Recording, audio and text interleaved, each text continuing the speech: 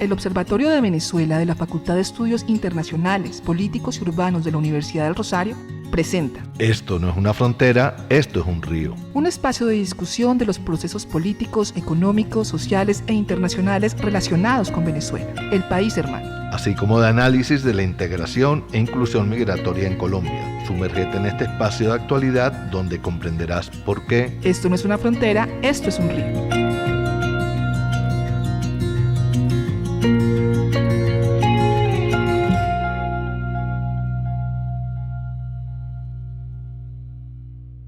Les damos la bienvenida a Esto no es una frontera, esto es un río, programa del Observatorio de Venezuela de la Facultad de Estudios Internacionales, Políticos y Urbanos de la Universidad del Rosario. Un programa que se hace en colaboración con la organización civil Diálogo Ciudadano Colombo Venezolano y la organización defensora de derechos humanos Alerta Venezuela. El día de hoy vamos a evaluar cuáles fueron los pronunciamientos de la comunidad internacional frente a la crisis venezolana. ¿Estuvo o no el tema de la crisis venezolana en la Asamblea General de Naciones Unidas? ¿Qué mandatarios se expresaron al respecto? ¿Qué dijeron? ¿Cuál es la posición del Estado colombiano frente a la crisis venezolana? ¿Por qué en su discurso el presidente Petro va en una dirección, pero en entrevistas posteriores a medios internacionales dice otras cosas? Vamos a tratar de entender cómo la crisis que ya cumple 2 meses en Venezuela se está viendo en el mundo, qué se está diciendo y cuáles son los escenarios que se abren desde la presión internacional frente al próximo 10 de enero, fecha en el cual debe cambiar el mando en Venezuela. Para eso nos acompaña en el día de hoy el presidente de Diálogo Ciudadano, Txomin Las Heras. Txomin Las Heras, bienvenido. Hola Ronald, un saludo a todos los compañeros de mesa y a nuestra audiencia.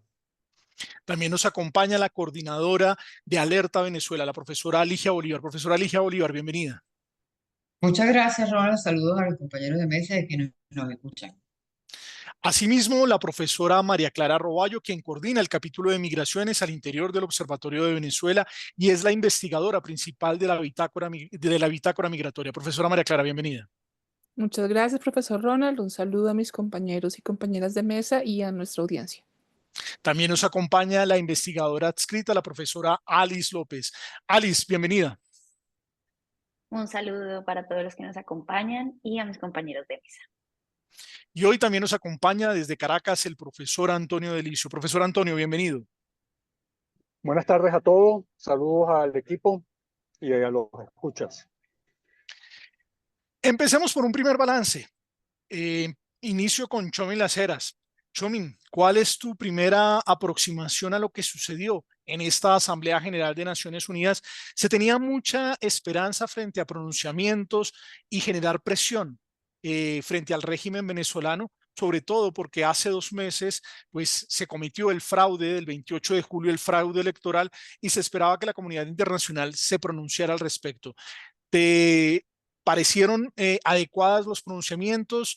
¿Sientes que se ejerció la adecuada presión frente al tema venezolano o el tema venezolano se está perdiendo en el contexto de crisis que hoy afronta el mundo?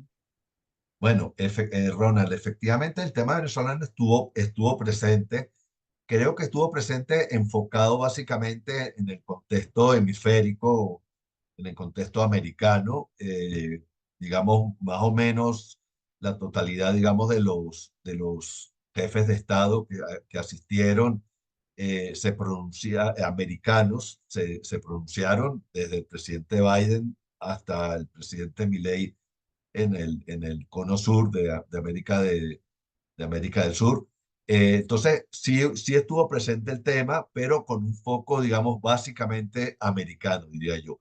Efectivamente, como tú bien lo dices, otros conflictos que hoy están asolando al mundo, y básicamente el tema de Gaza y del Líbano ahorita, ha suscitado evidentemente un mayor interés, tanto que incluso el tema de Ucrania también no ha tenido la visibilidad que había tenido pues en años anteriores por el mismo motivo.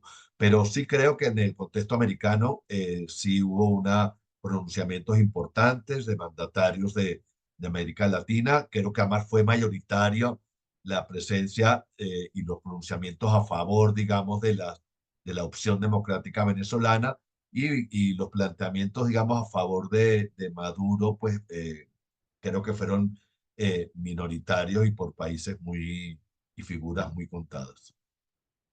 Voy con la profesora Ligia Bolívar y me gustaría preguntarle un poco por el contexto de los derechos humanos. Muchos de los presidentes hablaron de Venezuela, del reconocimiento de Edmundo González Urrutia como presidente, pero siento, no sé si usted comparte la impresión que se habló poco de la dinámica de la arremetida en materia de violación de derechos humanos que está viviendo Venezuela.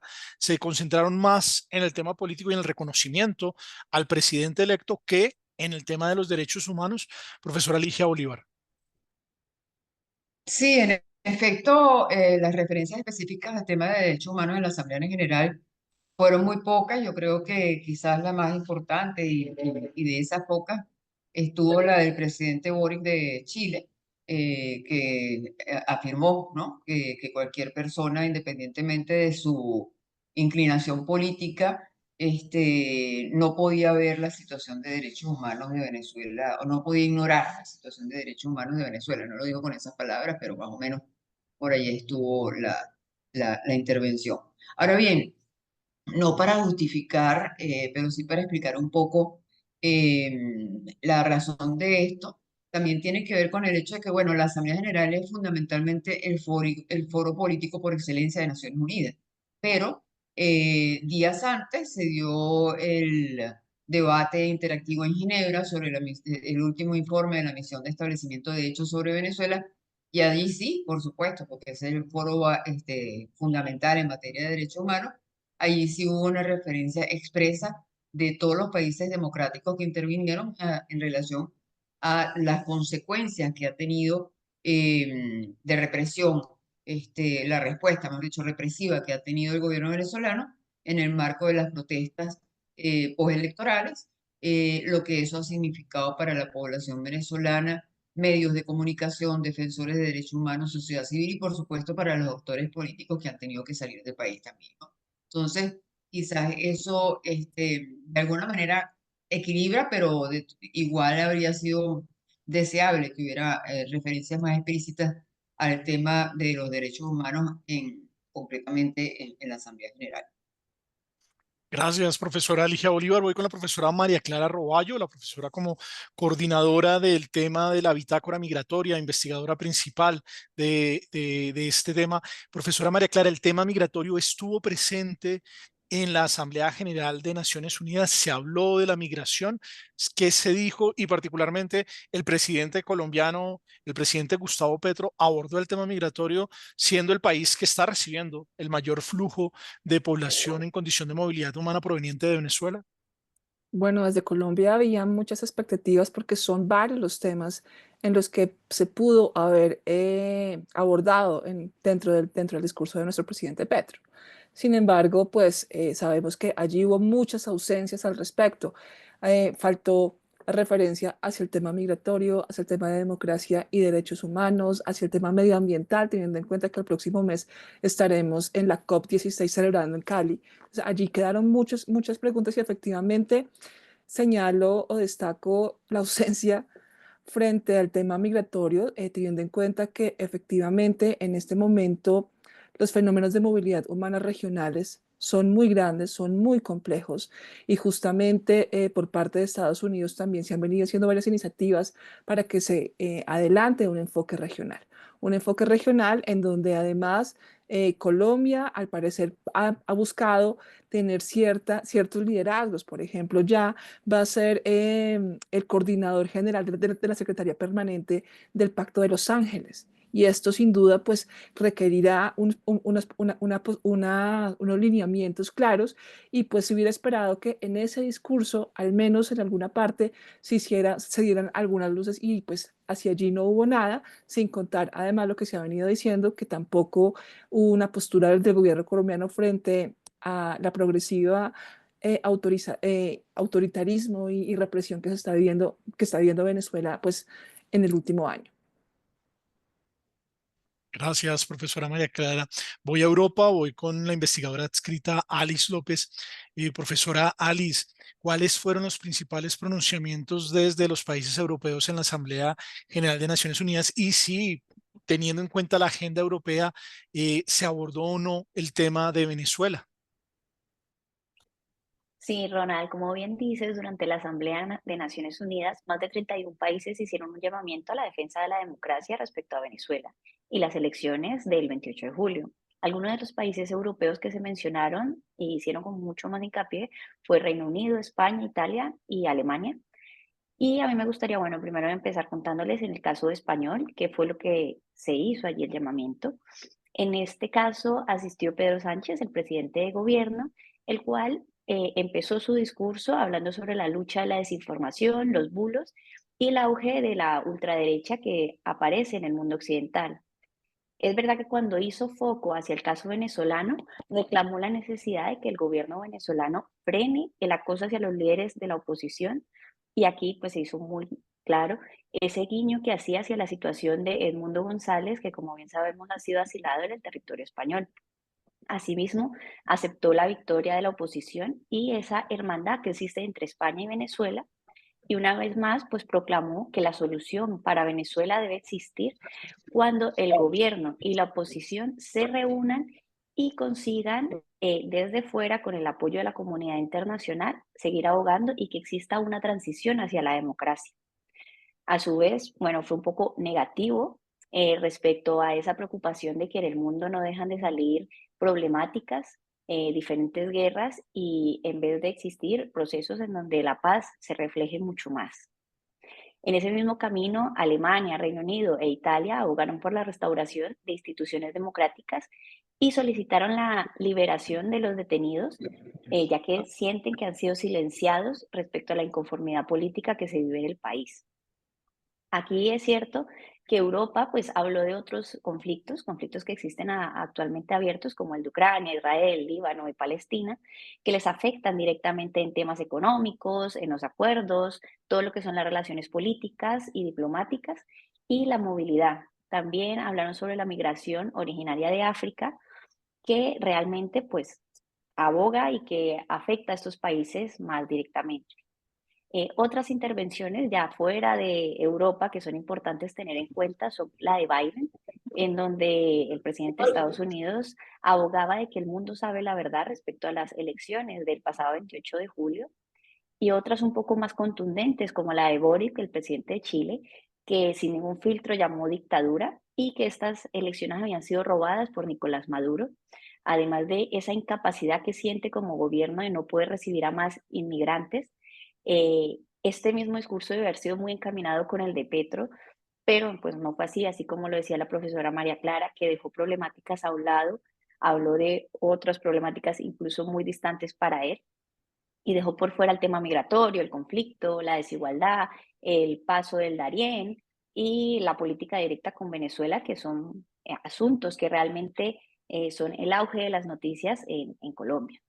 Finalmente me gustaría pues contar la más esperada de todas, que era la de Iván Gil, el canciller de Venezuela, que aseguraba que en Venezuela realmente reinaba la paz y había un crecimiento económico, cuando realmente pues lo que sale a vistas de otros países es que esto no es así, que no existe ninguna transparencia respecto a las elecciones y que la lucha había sido en contra de la oposición y que estaban llamando pues a actos violentos.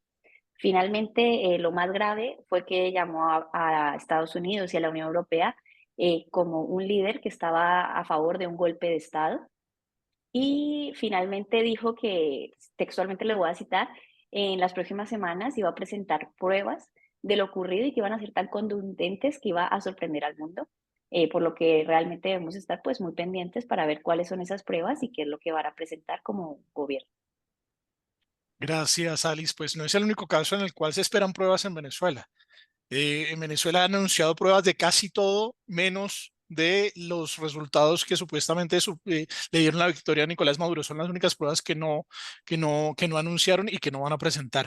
Vamos a Caracas con el profesor Antonio Delicio. No sé, Antonio, si nos escuchas, si nos conectas y nos cuentas cómo perciben desde Venezuela precisamente esta Asamblea General de Naciones Unidas, cómo se percibió el discurso del canciller Iván Gil y cómo desde Venezuela se ven como uno de los temas dentro de la agenda internacional en la Organización de Naciones Unidas.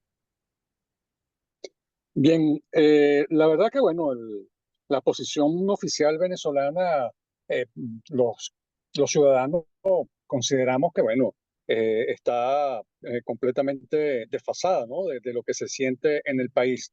Y realmente, bueno, en general se siente que ha habido un gran apoyo por parte de la comunidad internacional, los distintos pronunciamientos, la carta de los 31 países que dicen no reconocer la victoria de Maduro, de Nicolás Maduro, y por el otro lado, también las posiciones que van avanzando acerca de posiciones que dicen que todos los datos indican que al parecer Edmundo González ganó. Entonces, bueno, desde el punto de vista de la comunidad internacional en general, se siente que ha habido el acompañamiento en la decisión.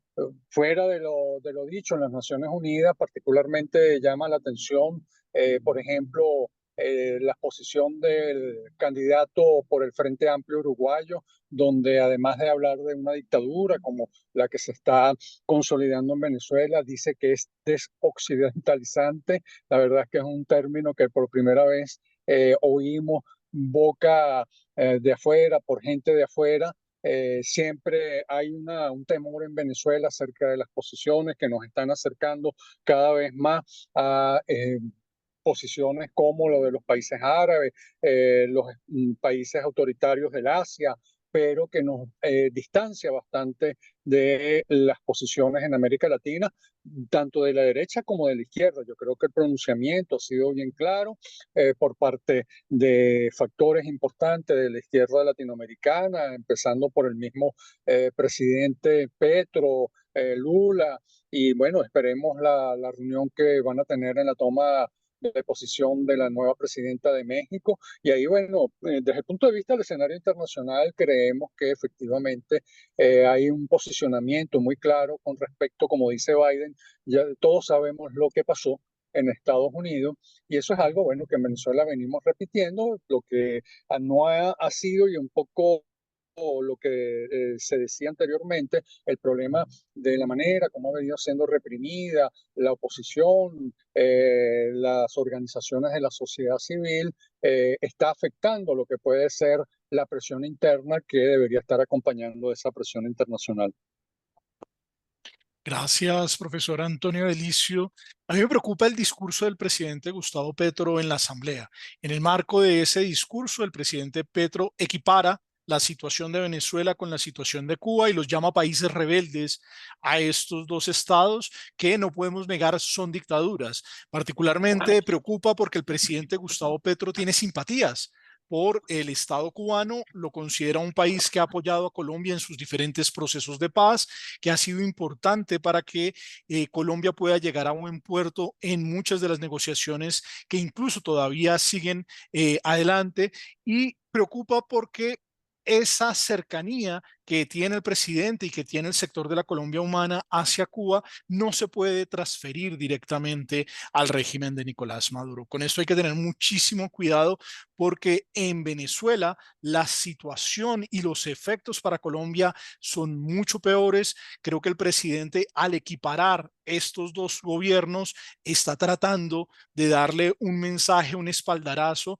y como lo decía Chomi Las Heras fuera de micrófonos, es un saludo a unos y un saludo a otros, porque inmediatamente después da una entrevista a CNN en español y solicita o dice, afirma que no se reconocerá a Nicolás Maduro si no se presentan las actas. Se habla de una reunión que se dio en el marco de la Asamblea, una de las grandes reuniones que suelen surgir después de los discursos de los presidentes. Hay agendas, no sabemos, por lo menos no hay noticia pública de una reunión entre el presidente Lula y el presidente Petro, a pesar de que el presidente Petro en esa entrevista la anunció. También anunció que en la posesión de Claudia Sheinbaum se va a dar una reunión entre México, Brasil y Colombia para tratar de ir con una posición unificada frente a la situación venezolana, pero el presidente termina siendo contradictorio porque por un lado presenta al régimen venezolano como un régimen rebelde, pero por el otro habla de la necesidad de tener una posición conjunta desde la izquierda democrática frente a lo que está sucediendo en Venezuela. Y pues con un presidente que en su discurso, como lo señalaba la profesora María Clara, faltaron tantos puntos, faltaron temas tan relevantes en los cuales Colombia tiene una agenda agenda y en los cuales uno esperaría un pronunciamiento y una claridad, el presidente no le estaba hablando a los jefes de delegación, no le estaba hablando a la Asamblea General de Naciones Unidas, no le estaba hablando a los otros mandatarios, le estaba hablando a un sector de su electorado interno en Colombia. Y eso también hay que entenderlo porque no es un discurso internacional, es un discurso sobre todo interno y lamentablemente se pierde el espacio o el escenario que pudiese haber sido aprovechado para tener más clara la agenda internacional de Colombia. A mí me preocupa la ausencia del tema migratorio en las palabras del presidente Petro, siendo Colombia y la respuesta colombiana al fenómeno de movilidad humana proveniente de Venezuela una de las pocas respuestas exitosas. Colombia en los 2 últimos años ha perdido liderazgo en esta materia. Por suerte salió el director de Migración Colombia, una persona que dejó un paso muy gris por la institución. Esperemos que los 2 últimos años de gobierno que queda se retome la ruta que había tenido el Estado colombiano en materia migratoria, no del presidente Duque ni del presidente Juan Manuel Santos, sino todo el Estado colombiano y la ciudadanía colombiana, que lamentablemente ante la falta de liderazgo se ha visto retroceder. Quisiera preguntar en esta ya para ir cerrando segunda parte, a Txomin Las Heras un poco por su percepción frente al discurso del presidente Petro. ¿Qué impresiones tienes? ¿Qué te gustó de ese discurso? O eventualmente si consideras que le faltó contenido. No, bueno, efectivamente, como decimos en Venezuela, el presidente Petro le lanzó un tirito a la revolución y un tirito luego al gobierno, ¿sí? Dejó abiertas al final todas las opciones y, digamos, con la referencia de la entrevista a CNN que tú mencionaste ahorita, ¿no?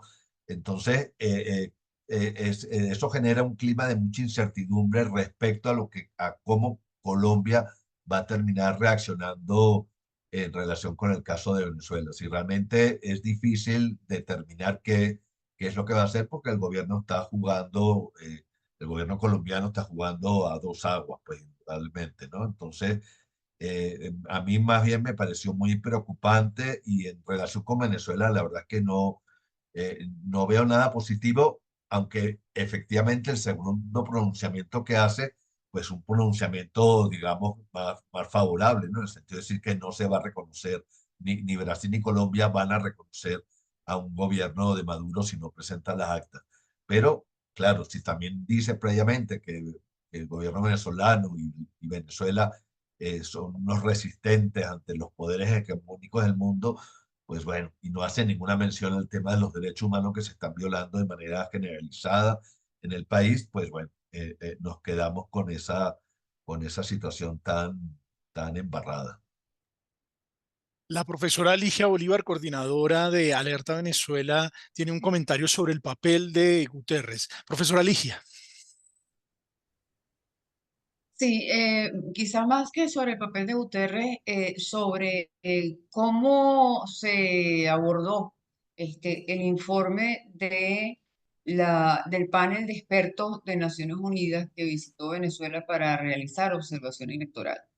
Ese es un tema que no se ha tratado con la suficiente fuerza, a pesar de lo inusual que fue su publicación. Me refiero a que normalmente los paneles de expertos hacen informes cerrados que se hacen conocer solamente al secretario general de las Naciones Unidas y al país incumbente, ¿no? Sin embargo, en este caso, Guterres en su momento ordenó la publicación del informe porque así sería la cantidad, la magnitud de las irregularidades observadas en el proceso electoral venezolano que se decide la publicación, ¿ya?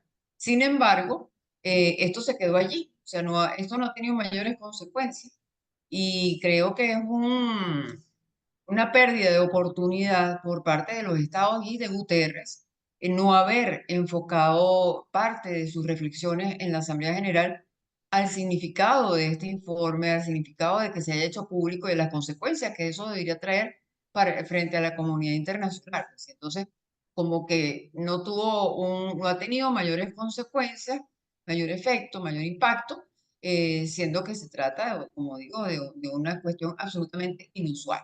Entonces, solamente quería compartir esa reflexión porque creo que se están perdiendo oportunidades institucionales en este mecanismo multilateral para abordar el tema de Venezuela más allá de izquierdas y derechas o democracias y dictaduras y de Oriente y Occidente, sino bueno, hay elementos de peso contundentes por parte de un órgano que forma parte de la institucionalidad de Naciones Unidas que debería ser insumo para la reflexión. Vamos con la profesora María Clara Roballo. Profesora María Clara. Yo también sigo en la línea un poco de la pérdida de una oportunidad valiosa, sobre todo mirándolo desde Colombia. Creo que el lenguaje del discurso del presidente Petro fue bastante agresivo, incluso guerrerista en algunos momentos, y creo que mina cualquier posibilidad de lo que se pueda avanzar en esta agenda técnica que tiene un encuentro como este, que es una agenda de varios temas en donde Colombia puede trabajar y puede conseguir respaldos internacionales importantes. El tema migratorio hacia parte de esta agenda programática, el tema de la paz también, sabiendo que Colombia está inmerso en un proceso de paz. Allí podría haber mandado un mensaje a la cooperación internacional, pudo haber también buscado ciertos enlaces. Creo que fue un escenario, fueron 19 minutos de un discurso en donde faltó efectivamente tener una mirada propositiva, conciliadora y buscar alianzas efectivamente para adelantar tantos temas. Entre esos tiene que ver con democracia, derechos humanos, migración, como lo repito, otros tantos temas que son muy importantes para Colombia.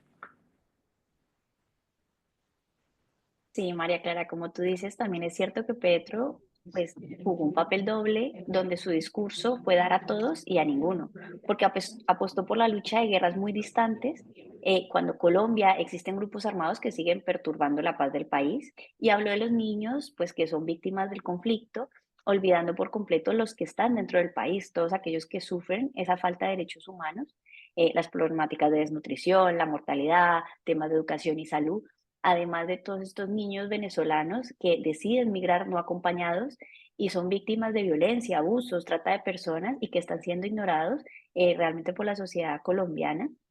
Y hizo hincapié más en los cambios climáticos, olvidando todo el esfuerzo y todos los otros temas que realmente le repercuten al país. Pero vamos llegando al final de Esto no es una frontera, esto es un río. No sin antes recordarles que el próximo martes 1 de octubre vamos a presentar el tercer reporte de la bitácora migratoria que hacemos en alianza con la Fundación Konrad Adenauer, un reporte en el cual abordamos varios de los temas y cómo se han venido reflejando en este año 2024. Es el tercero de los informes, pero particularmente tiene información sobre la dinámica demográfica que enfrenta el Estado colombiano, tiene información sobre el informe de Human Rights Watch que se presentó hace algunas semanas en la Universidad del Rosario, y particularmente busca que el tema migratorio no desaparezca de la agenda a pesar de la falta de liderazgo del gobierno nacional, y también hay que decirlo, de varios gobiernos locales que hoy no abordan el tema migratorio con la misma importancia que llegaron a hacerlo administraciones anteriores. Estamos en una situación bastante importante para presionar al tema migratorio y generar nuevamente que vuelva a estar en la agenda del Estado colombiano.